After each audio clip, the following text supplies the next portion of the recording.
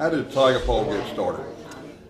Well, George, shortly after I came to Clemson, Dr. Edwards came in my office one day and he mentioned that Henderson Advertising in Greenville had some free time for the university, and he'd be glad to turn it over to the athletic department. And so several days after that, I drove to Greenville and went into the Henderson Advertising, and they welcomed me and greeted and knew about the free time because we didn't have any money back then. Free time was really important. And he introduced me to one of the artists, Joe Antonio. And strangely enough, I just come from Arkansas to Clemson. And Joe Antonio was a big guy, about 6'4". I remember he was left-handed, and he played tackle for Arkansas. So we immediately identified with each other and had knew a lot of common people. And I sat down and talked to him about what we wanted to do. There are a lot of tigers in the country, and I wanted to kind of display our tiger that it would stand out. That's the first thing I told him, that when anybody saw our logo, they knew it was Clemson. And the other thing I didn't like, a lot of the programs, they were kind of comic tiger. And I figured we needed a little more sophisticated tiger or a little more aggressive tiger. And so we talked for about an hour, and he said, well, let me see if I can come up with something.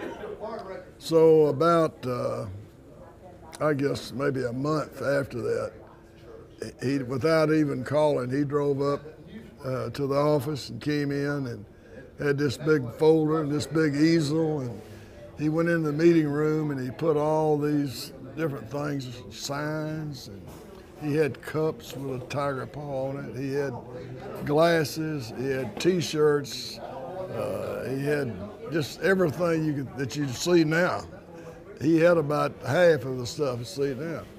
And he didn't say a word. He just put it up and spread it around on the table, and he said, well, what do you think?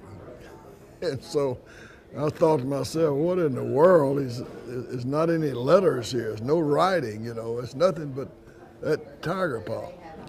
And I said, well, go a little further. He said, well, here's my thought.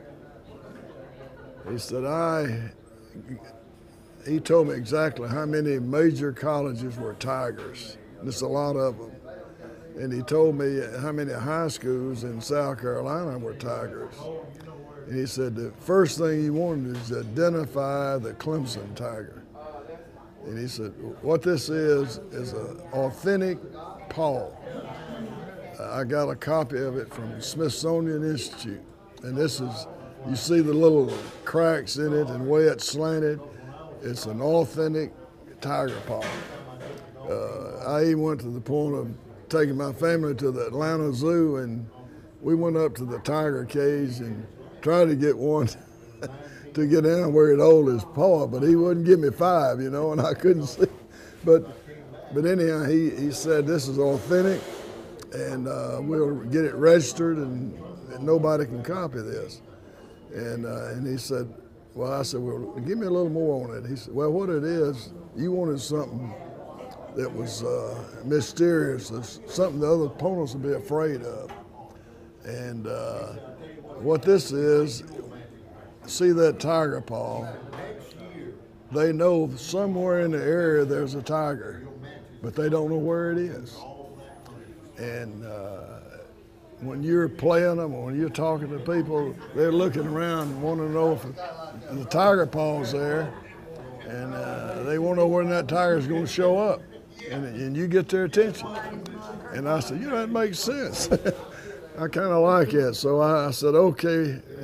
He left that stuff there, and I left the room set up like it was. And I brought one of the other head coaches of another sport in. And, well, I don't want to call him. I will. Bill Wilhelm, he's a baseball coach, one of my best friends. And I loved his wife because she cooked the best lemon icebox pies I've ever had. And but anyhow, Wilhelm, I said, just think, you could have one of those out in center field, you know, put one on the fence. He said, no, we ain't putting that on our baseball field. And so I didn't get along too well with my best friend. Then Tate Locke was a basketball coach, and Tate came in there and he laughed. He said, I ain't got time to mess with those clown stuff, you know, and we're not going to put that on Little John. And so I'm struck out everywhere, you know, and so I said, well, I went over and talked to Dr. Edwards, and I took him a couple of copies, and Dr. Edwards, being the gentleman he was, he said, well, Hootie really, you know, if you like something, you know, we'll go along with it. But he didn't overflow. He didn't say bad things, but he didn't brag on it. So the final test, I had to get Coach Howard up there. I said, boy, this is going to be something. So his office was downstairs. I went down and I said, Coach, you got to come up here. So he walks upstairs, and I took him in that meeting room. I closed the door, just the two of us in there, and Coach Howard looked around, and I told him that story about, you know, there's a tiger somewhere in the area, and nobody knows where it is, and they're afraid of it. And old Coach Howard walked around and looked at him, and he looked at me. He said, you know, that's a damn good idea. So the only two people that really liked it was me and Coach Howard. And I said, both of us about half crazy. I said, maybe it's not a good idea if we both like it. So then I went downtown with a few of those samples and went around. A couple of friends of mine had stores, and they just said, well, you know, we've already ordered for this year. Our inventory's in and all that stuff. And I went in Judge Keller's, and he looked at all that stuff, and he said, who do I call to get this thing put on all this stuff? So we got that straightened out for him. And Judge Keller ordered a load of stuff. He had coffee cups and glasses and T-shirts. He ordered a bunch of stuff. And we opened up that year with the Citadel, first game. And on Wednesday before the game, Judge Keller called and said, I've sold out. I don't have anything left. And then the word got around town, and other people were calling. And I said, well, y'all already got your inventory. You can't order this year. Plus, the next load, Judge Keller's going to get another load for Saturday, and he'll be the exclusive dealer. He's been loyal to me. And so that kind of started it all off. After then, everybody was doing it. And, you know, they said one of the things that Antonio had was coming off the interstate, tiger paws on the exit. And so I called up about doing that, and that's illegal. Couldn't do it. But the state, it's statute of limitations over. Nobody can get in trouble over this. But the state highway department made templates for us to do it on the highway. You know, just like a stop sign or something like that.